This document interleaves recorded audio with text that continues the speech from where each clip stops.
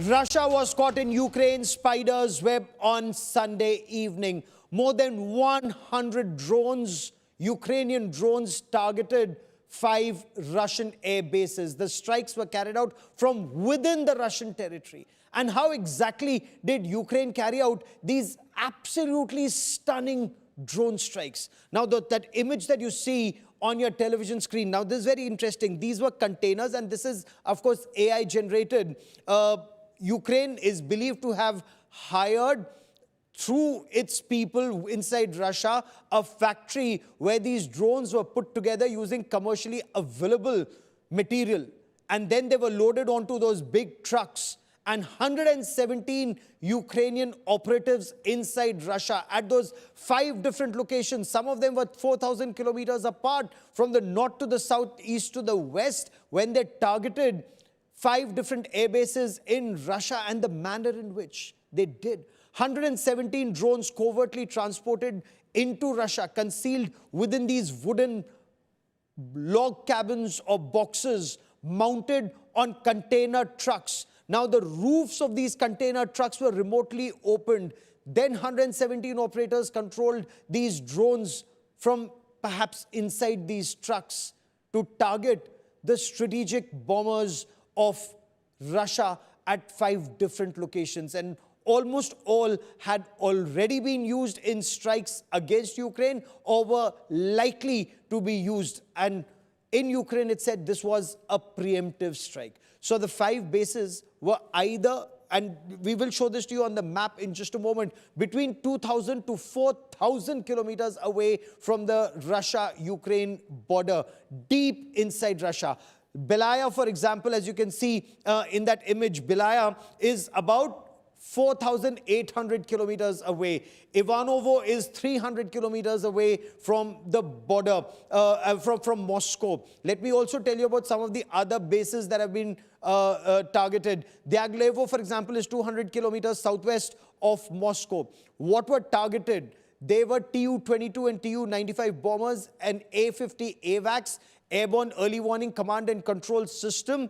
It's Ukraine's most audacious attack on Russia yet, launched from near. Now, these massive trucks and containers, they went very close to the air bases. Then the top of the containers came off and the drones flew out and targeted the strategic bombers, the Tu-22s and Tu-95s, just a couple of kilometers away from the roadhead.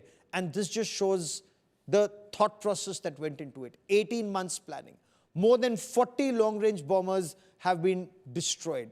Like I was telling you, I want you to look at each and every place. Belaya's, for example, is about 5,500 kilometers east of the Ukraine border. That's how deep Ukraine was able to strike. Ivanovo is 300 kilometers northeast of Moscow. Diaghilevo is about 200 kilometers southeast of Moscow. Olenya, it hosts a nuclear-capable aircraft. Now, these bombers are nuclear weapons capable. They can carry a conventional warhead. They can carry a nuclear warhead. One of the biggest strikes, which is not extensively being spoken about, is the Severomorsk base, a marine base that has been targeted, and this base hosts the nuclear submarines. A damage to the submarine, we are not sure, but the base indeed has been targeted, as you can see in that image. Now, my colleague Sandeep Unnithan and I, we take you to our special studio for a moment where we try and break down Ukraine's Operation Spider, the numbers and the losses to Russia. I'll tell you how Ukraine's special forces launched these drones to target Russian Air Force bases deep inside Russian territory. Now, Russia's strategic aircraft are parked deep inside Russian territory, something like 2,000 kilometers away from the border with Ukraine. Now, what Ukrainian special forces, what their secret service did was to send a number of containers on normal civilian trucks which were driving past these Russian strategic Air Force bases where the aircraft are all parked in the open. On a pre-programmed signal,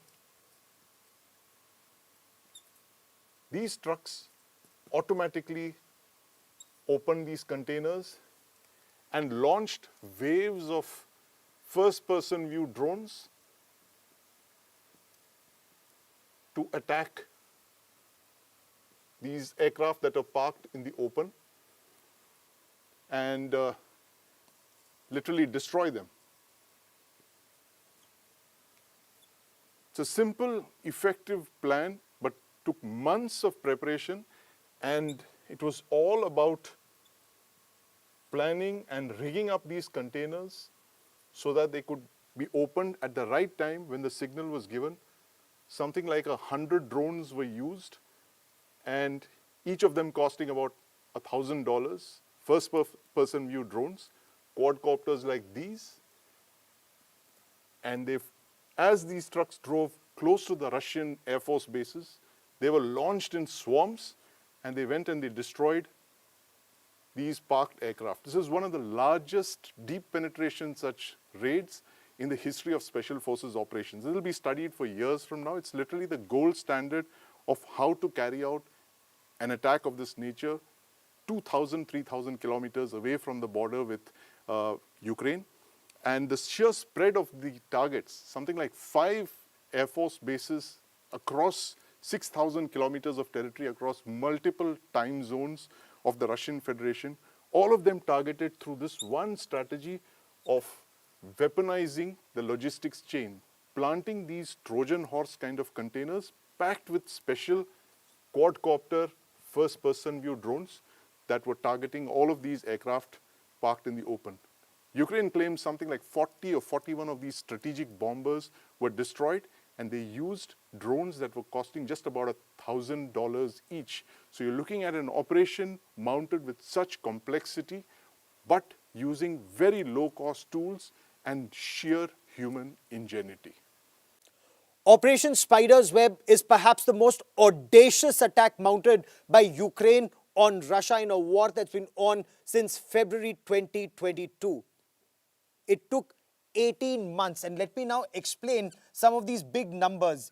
18 months to plan this operation from the time it was on the drawing board to its execution. 117 drones were launched by Ukraine. 117 drones at 5 different air bases in Russia. And none of these air bases are anywhere close to the Russia-Ukraine border. In fact, when you look at the distances, if this is the border, the closest is about 2,000 kilometers away, and some which are about 4,500 kilometers away. That's the level. And 5 in the north, in the south, in the east.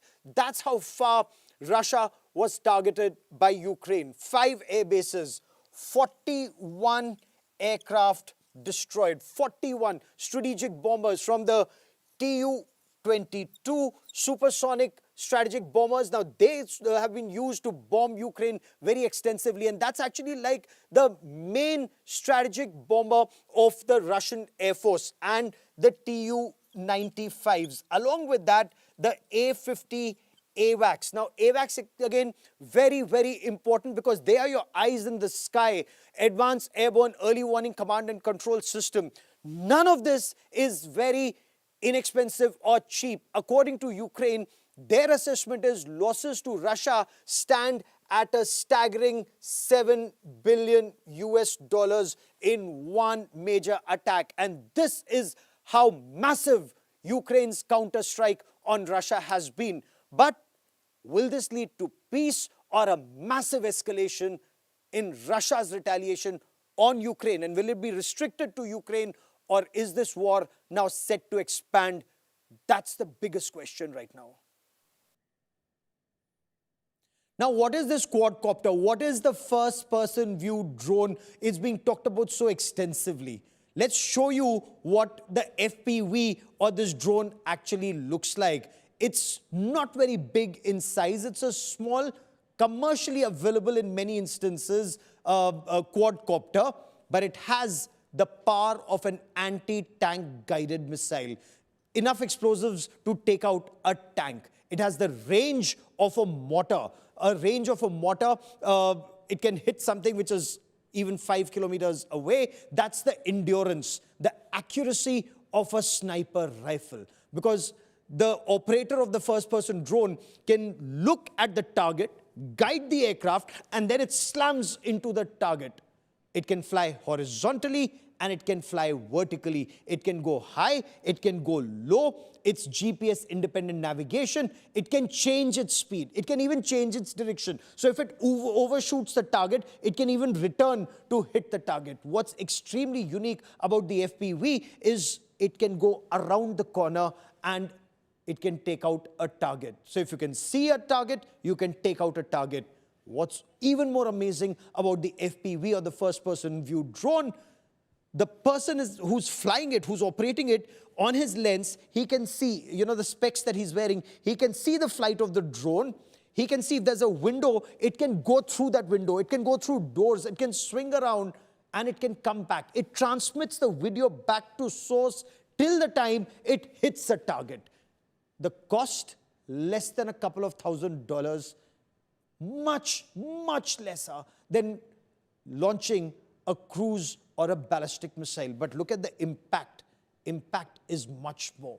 So what was a drone like this all about? So the FPV, or the first-person drone, or this quadcopter, if I may, in this instance, was designed for drone racing as a hobby. The FPV, or the first-person view drone, is now actually a weapon of war. It can be a quadcopter. It can be shaped like an aircraft. That's the one that's been used by Ukraine in Russia, often fitted with explosives. It could be 5 kilograms of explosives, 10 kilograms of explosives, pre-fragmented explosives, because that causes tremendous damage on impact. It flies straight into the target and explodes on impact. Now, the Atlantic Council says these drones are extremely attractive as far as warfare is concerned because, one, they're extremely inexpensive. They can destroy a tank, an armored personal carrier, a vital asset or a vital point. It can damage an enemy bunker. It can fly through the enemy bunker and destroy it. It can destroy enemy positions. The FPV drones can be manufactured. It can be manufactured at home, for a few $100s. Almost every part is, except the explosive, of course, is commercially available in the market. And that is why, since 2022, it's a weapon of choice in the Russia-Ukraine war. It's given Ukraine an edge compared to a militarily superior Russia.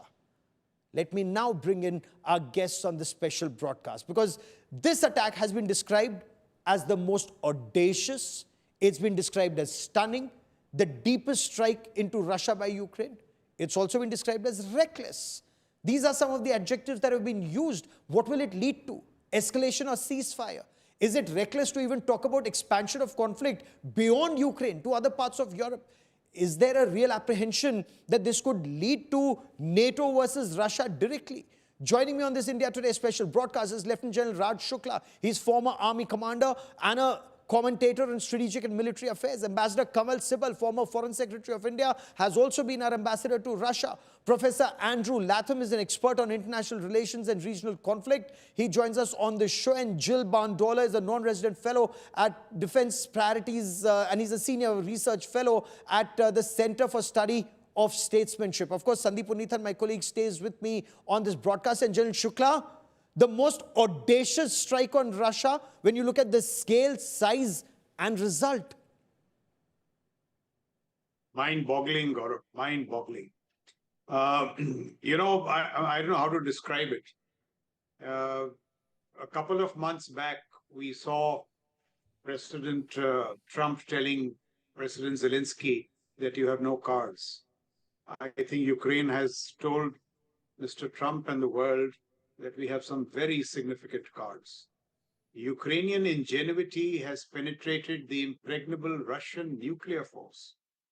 Look at the manner in which you have targeted strategic aviation. You have targeted the maritime leg of the nuclear triad. You have hit the heart of the command and control system of Russia's nuclear force.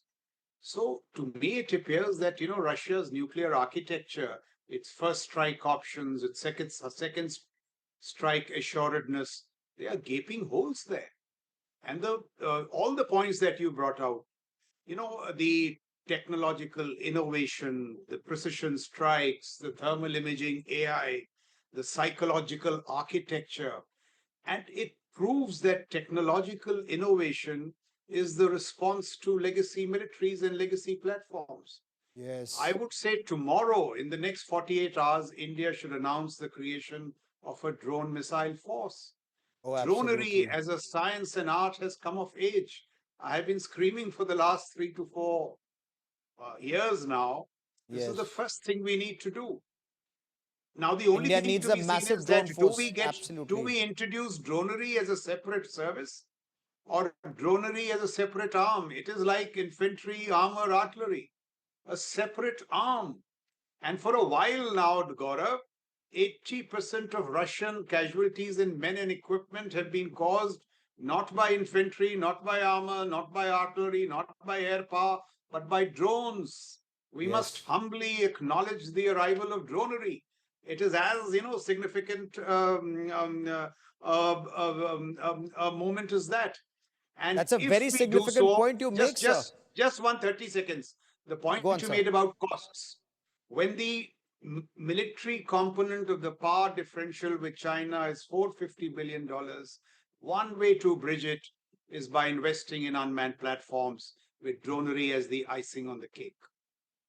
That's a very significant point you make, sir. Ambassador Sybil, imaginative planning, but you've also described it as reckless. Why do you think this is reckless, sir? Because many in Russia are describing this as Russia's Pearl Harbor moment. But isn't that reckless? That Pearl Harbor brought America into the war, and Japan was ultimately incinerated with two nuclear bombs. Do we want that to happen in Ukraine or in Europe? This is totally. Look, as a military man, uh, General Shukla is absolutely right to draw military lessons from this and draw military lessons for our own security. And what he's advocating in terms of paying more attention to drone warfare and creating a separate drone command, these are legitimate lessons to be learned from this operation. But that's not the end of the story. There is geopolitics involved. There is war, serious dangers of war on the horizon. You humiliate. It's humiliating for Russia. You humiliate Russia. You attack its nuclear bombers, and you expect that Ukraine will get away with it. And do you think that Ukraine did this alone? First of all, I think, now this is speculation, that there were internal collaborators in Russia. I mean, you can't, or there were such gaps in their in their internal security that these trucks could go in various directions, and the Russian FSB, their intelligence agencies, had no clue as to what was happening. So clearly, there are weaknesses and deficiencies in their system. But to imagine, as was said earlier, that this was being monitored 4,000 kilometers away or 2,000 kilometers away on some screens by the Ukrainians, this is nonsense.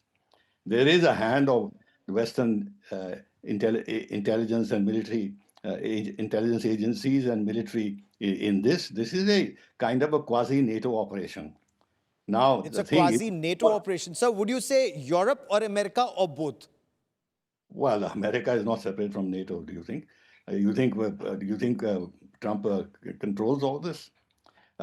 Now, point is, if Russia attacks and it blows up into something big, then will we be all celebrating or will we be paying the price? It's the global south that will be paying the price if there is wide-ranging war in Europe. It can't be insulated there. Therefore, I don't think that this is a thing that we should celebrate at all. At all.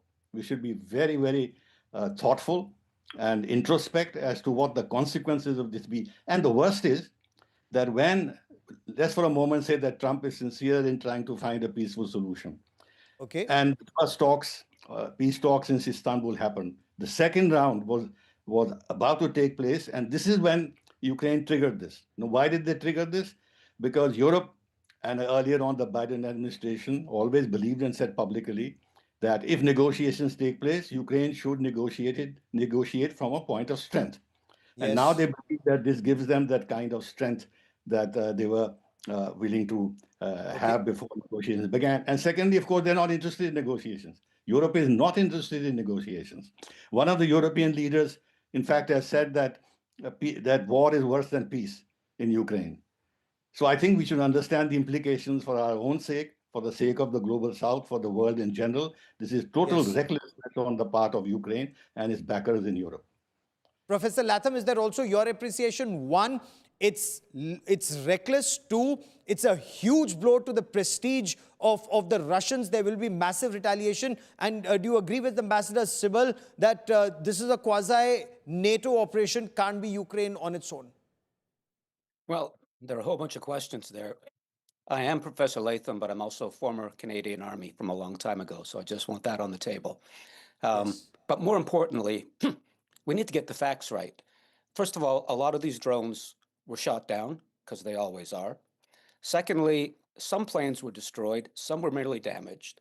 Third, these planes are not being used extensively in the Ukraine war. And that brings us to the most important point here, which is that this is theatrics. It's not strategy. It is not going to change the battlefield one iota. I don't embrace this reality, but it is a reality. The Russians are winning the war on the battlefield in Ukraine, and none of this theatrical nonsense is going to make a jot of difference. None of it.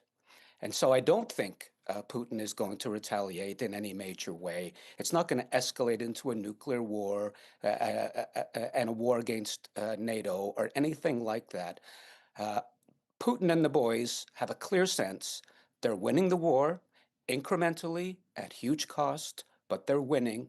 And this little theatrical episode is not going to change that dynamic in the slightest.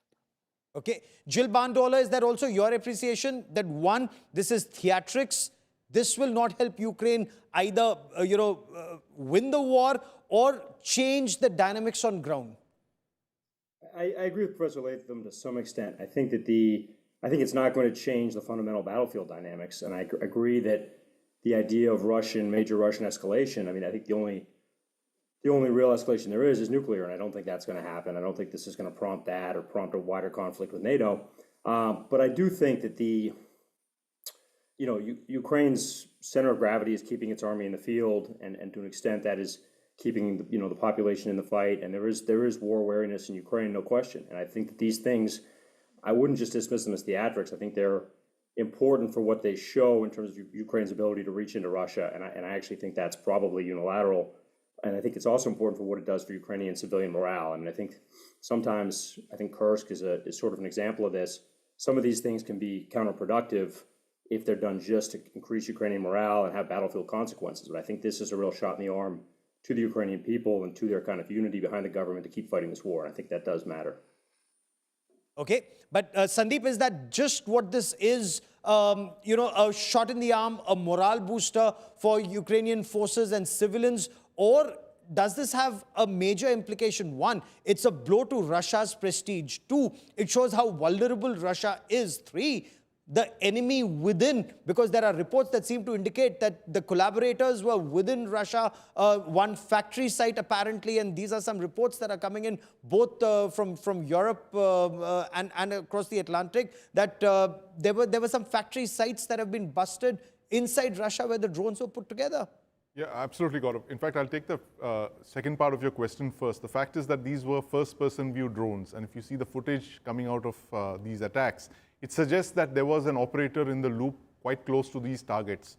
So while these first-person view drones might have been launched from the trucks without an operator present, it's quite possible that those operators were present close by to guide the drones to their targets. These couldn't have been done from 2,000, 3,000 kilometers away. So it's quite likely there was a large special forces contingent present around these targets. And Ukraine has demonstrated that in the past. They've had some very successful deep penetration raids into the Russian Federation. Now, about the larger implications of these drone attacks, Gaurav, I tend to agree with what our panelists have said. These are tactically brilliant operations. I mean, these are the kind of special forces operations that we haven't seen using drones. We possibly haven't seen in the history of warfare. But do they alter the situation on the ground? I don't think that's happening, because while they're tactically brilliant, they're strategically, it's a dead end. Ukraine has already lost 20% of its territory to Russia. And Russia, Gaurav, has demonstrated over the last 3 years, we are running into the 4th year soon, Russia has demonstrated an enormous ability to take punishment. And this has been a character of Russia for hundreds of years. And this is, so it doesn't really, alter the situation on the ground in any way. We can go talking all about the brilliance of this operation, but in the long term, I think it looks like the Russians have a winning hand, and therefore they're unlikely to use the nuclear option. They probably retaliate for this operation in some way, given the fact that their nuclear assets have been targeted, their nuclear vectors have been targeted. But I don't see this. I'll get General Shukla to respond to this. I want to bring in Ambassador Sybil. Sir, you've been our ambassador to Russia. You've been foreign secretary. You've interacted very extensively with the Russians. You understand their thinking.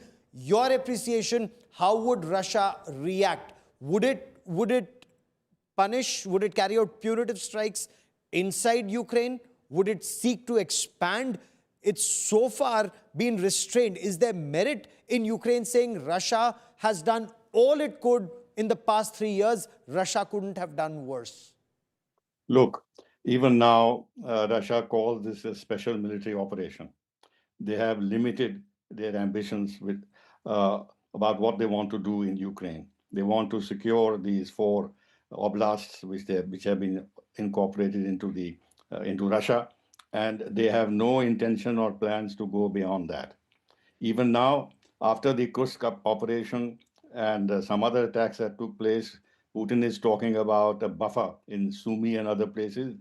There are no plans, no ambitions to actually eliminate Ukraine as a state. This is not true at all. This is just a bogey which is being created, especially by the West, by the Europeans, in order to justify their support for Ukraine. But leave that as it may, there may be different views on this. The second thing is that Russia or Putin actually is relatively a moderate. He's ensuring that things don't go out of hand. He's under a lot of pressure by the hardliners in Russia to react. And in fact, it is quite obvious that Russia has lost a lot of prestige already in its failure to win this war even after over 3 years of fighting. And now with these kind of attacks, it will be very, very difficult for him not to react. Thirdly, he has been warning time and again that there are limits to Russia's patience. And he's been talking about Oreshnik and all that pretty recently. Earlier, he talked about the fact that Russia is a nuclear weapon state in order to dissuade the Europeans and the Ukrainians from crossing too many red lines. My own feeling is Russia will react. And this is exactly what Zelensky and the European supporters want. That if there's a massive retaliation, especially if civilians get killed, then the whole idea of the Ukrainians and the Europeans is to somehow wear away Trump from his path to find some peaceful way out and use all those elements in the United States itself, who are unforgiving towards Russia, Lindsey Graham and company, who actually want Russia to be further humiliated and defeated, a strategic defeat in Russia. So the idea is to push America somehow into the war. And that's where the danger is. That's where the danger is. Russia is not going to attack NATO. It's going to attack Ukraine. And if it doesn't, I think Russia will lose enormous prestige and Putin will have a lot of difficulty inside his country, even though he's controlling public opinion and the press. But mind you, it is not a totalitarian state in that sense. There are people who have views on this matter and who agitate their point of view and put pressure on the Kremlin. Professor Latham, your appreciation, will President Putin hit back? It's a blow to his prestige. Internationally, he's looking at a massive blow to his prestige, even bigger than the sinking, you'd recall, of the Russian Black Sea Fleet flagship Moskva in August 2022. And within Russia, it's being described as their Pearl Harbor moment. Yeah, well, it's a black eye for Putin and the Russians, to be certain. And I think there already has been limited retaliatory strikes. Will it escalate to the level of war with NATO or the use of nuclear weapons? To me, that's inconceivable. And it's inconceivable for this reason. It's not in Putin's best interests. He knows he's winning the war. And he knows the last thing in the world he wants is for the United States or for the European Union or for NATO to be drawn in anymore. Um, all he needs to do is hunker down, continue what he's doing. Yes, a little bit of signaling in terms of retaliatory strikes, but that's the beginning and the end of it. It's really not going to go beyond that. Uh, and I'll say one more thing about the transformation of not the nature of war, which never changes, but the character of war, which does change. And it changes because of technologies. The drone thing is a big deal. It is changing the battlefield in ways that armor changed it once upon a time, for example. And that's something which India and the United States and NATO needs to pay serious attention to. But this particular drone strike, as I said earlier, has affected the battlefield in zero ways. It just hasn't changed anything. Have drones had an impact on the battlefield in Ukraine on both sides? Yes. The American Patriot missiles don't work anymore. Do you know why? Yes. Because the Russians have figured out, and this is an age-old dynamic, sword and shield, the Russians have figured out how to use decoys to take the Patriots out of the equation. So we need to be mindful of that. But bottom line in terms of this particular discussion is that these strikes, and I'm going to stick with the narrative that I used earlier, are more theatrical than strategic or even operational, even if they are tactically brilliant, as one of my colleagues said a few minutes ago. Okay. Theatrics. General Shukla, would you also describe it as theatrics if Ukraine says at least 30% of Russian strategic bomber fleet has been taken out in A-50, the AWACS has been taken out, the Tu-22s, Tu-95s, a large number, 40 by Ukrainian account taken out? See, I'll make 2 points. The initial point which Ambassador Sibbal was making. I'm also not warmongering, certainly not nuclear mongering. So if there are any ways to, keep things short of the nuclear threshold, it's very welcome. But to say that this technological innovation is theatrics is, I'm sure, in my view, less than wise. Let me tell you what we are seeing in Ukraine is the most profound changes in the character of war since in recorded history. Recorded history. If Ukraine is in the fight today, it is on account of technological innovation. Look, here was a country without a navy and an air force, crude drones and Starlinks. What did they do to the Black Sea Fleet in Sevastopol? This is brilliant technological innovation. And the limited military point I'm making is that when legacy systems come up against technological innovation and legacy systems are not innovative, not entrepreneurial, they will suffer. And Ukraine's success is coming from the brilliance of people like Elon Musk, Palmer Luckey, Alex Carr. So let's not make this conclusion that technological innovation does not matter.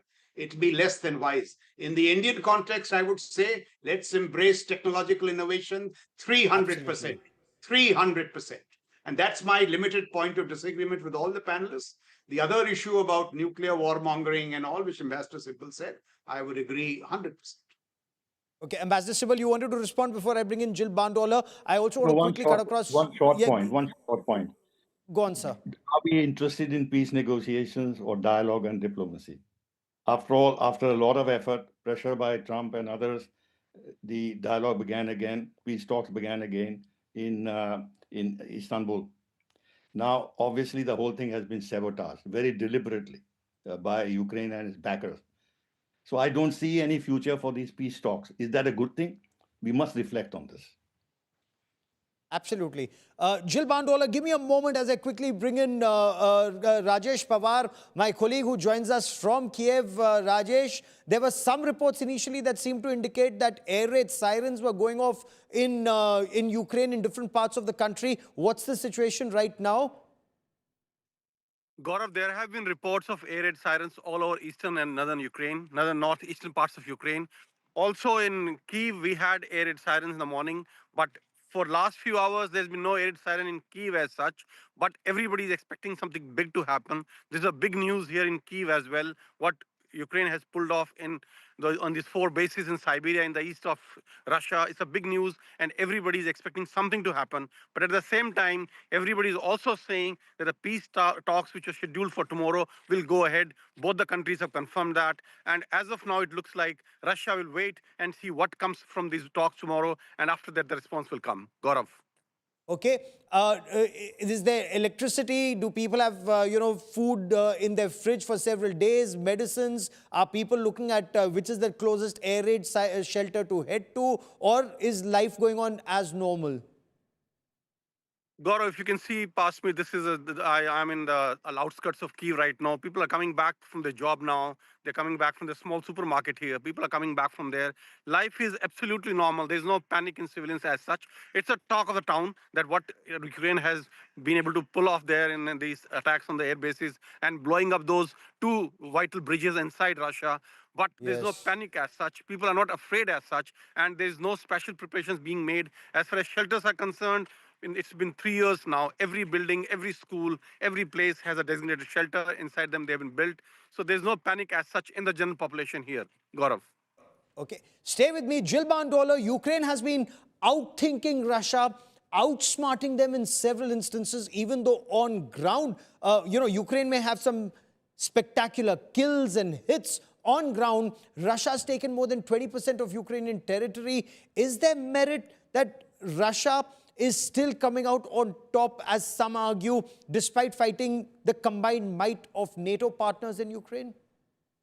Yeah, I'd like to just, with all due respect to General Shukla, I'd like to pour a little cold water on some of the narratives about drones. I mean, I think the idea that this is the most, taking nothing away from the Ukrainians and what they've done and the innovation we've seen in the last 3 years, the idea this is the most profound revolution in warfare. I mean, go back within the edge of living memory. You take a Churchill or an Eisenhower or people like that, in their lifetime, we went from horse cavalry to nuclear warfare. So the idea, I think drones are important. I think they both, in the tactical kind of close range battlefield fight and these longer strategic raids, I think they change things, but I think they're in a lot of ways, they kind of level the playing field. They allow weaker countries or second-tier powers, a Ukraine or a Turkey or an Azerbaijan, to punch above their weight. But I think a lot of what drones do is replacing, sometimes less efficiently, conventional arms. You take artillery is a more efficient way to kill people close to the battlefield. Cruise missiles do a lot of what the Ukrainians do with drones because they don't have cruise missiles that reach that far, right? So to take nothing away from the audacity and the brilliance of what just happened, I think the old-fashioned arms still matter, and I think in a lot of ways, Russia's slow, grinding progress in Ukraine that you're alluding to is about weight, is about manpower, is about old-fashioned tanks and artillery. Okay. General Shukla, losing 30% of their strategic bomber fleet, a strategic blow to Russia in this war, or overall, Russia will look at the bigger picture, what it can gain in Ukraine. But God forbid, if this war were to expand, would Russia then have 30% less strategic assets to take on the might of NATO? It's been crippling. The blow has been crippling. I'm told in Cold War I, the START talks between Reagan, Gorbachev, their predecessors and successors, shrunk the Russian nuclear force by 30%. That happened in 2 to 3 decades. Here in the space of a day, you shrunk the force by 30%. It is actually dramatic. Why are we in denial? And see what drones are doing. For example, today, any modern Air Force should have 50% piloted platforms and 50% unmanned. That is the reality. This is a unique technology moment. It is far greater than the stirrup and tank moment. This is something, and it is just not one technology. It is AI, it is precision targeting, Starlinks, everything coming together. My only, limited point of disagreement is in fact, Russian territory, their holding has shrunk from 30% to 20%. Russian holding of territory has shrunk because of technological innovation. And that's the only point. The Russians have taken a lot of, beating, their assaults. In fact, the lesson of Ukraine is what? Just 5 seconds. Trench warfare is predominant. Legacy platforms also exist. But these modern cutting-edge technologies have taken both these things to a new high. We should not be in denial about the third. That's my only point. Absolutely. And Sandeep, when it comes to Russia's prestige It's a huge blow, and not just one. I mean, just look at over the past 3 years. They may have gained territory, but Kremlin's been targeted. Moscow's repeatedly been targeted. Their Black Sea fleet lost their flagship, Moskva. Their territory has been targeted, their bridges have been targeted, and all using FPVs or missiles or innovative technology, or the use of course, NATO-based intelligence and Ukrainian manpower on ground. Yeah, absolutely, Gaurav. Again, my point being the fact is that Russia has demonstrated through the 20th century an ability to absorb enormous punishment.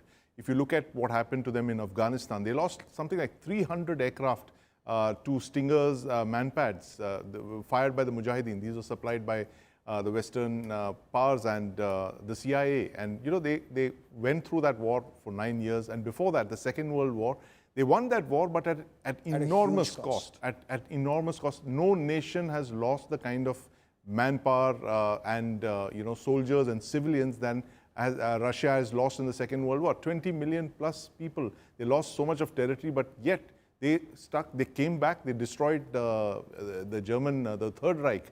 And present day, I mean, all intelligence assessments point to a collapse of Russia and that fact that they wouldn't have the stamina to fight Ukraine on a sustained basis. But we are here, Gaurav, in 2025, more than 3 years after the invasion of Ukraine began, and Russia is still in the fight, is able to churn up enormous amounts of men and material and keep throwing it at the battlefield. Though I do believe that in the last few months, the battlefield has been frozen in Ukraine, Gaurav, and that's partly because of these drone walls that both countries have been throwing at each other, both Russia and Ukraine.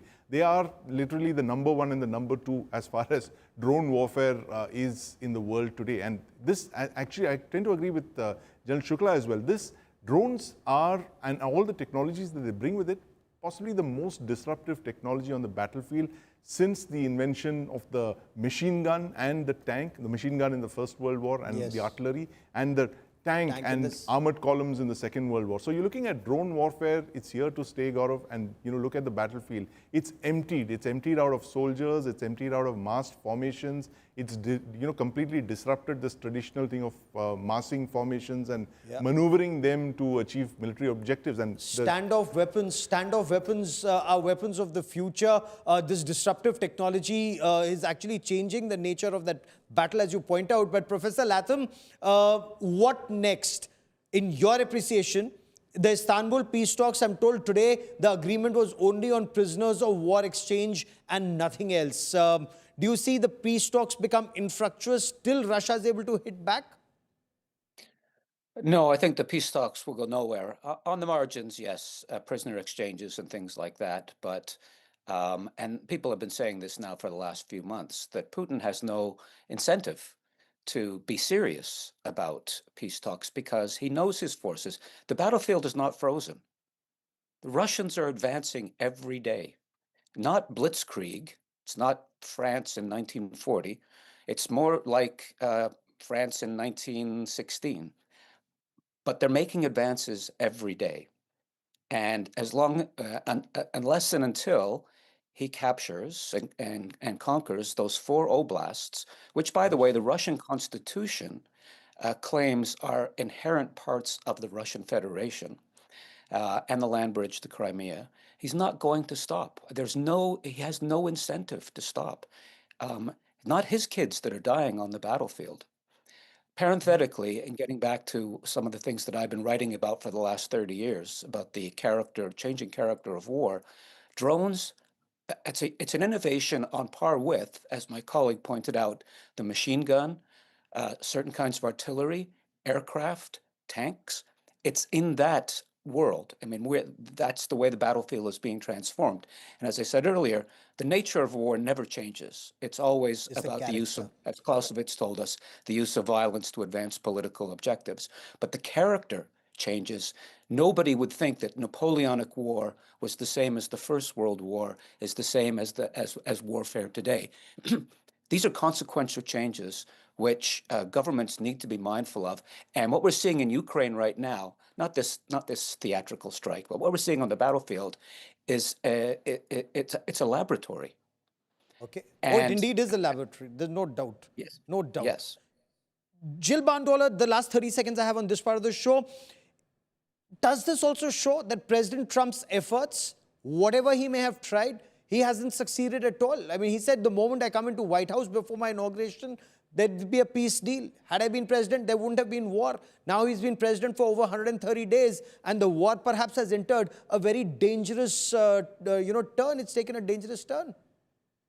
Yeah, I think Trump clearly underestimated how intractable this conflict is and how far apart, as other panelists have mentioned today, how far apart the Ukrainians and the Russians are in their aims.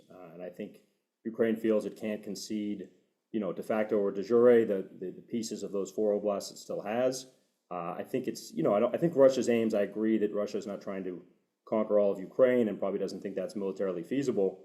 But I think Russia wants a hobbled, weak Ukrainian state on its borders that has clear limits on its sovereignty and ability to defend itself. And to the Ukrainians, that is not national survival and sovereignty as a true state.